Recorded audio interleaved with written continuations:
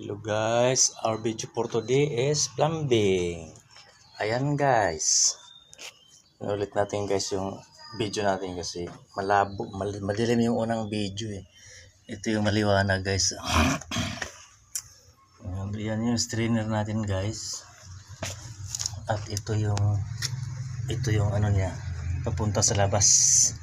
At ito naman yung galing sa lababo. Abang. At ito naman guys yung ventilation ng inidoro. Ayan yung inidoro natin. Ayan. Ito yung gripo at yun yung abang sa tangke ng inidoro para may supply yung tangke ng tubig. Ayan. Simulaan natin ito guys pag mapuringan na natin itong puringan na natin yung banyo. Okay guys, maraming salamat. Thank you so much.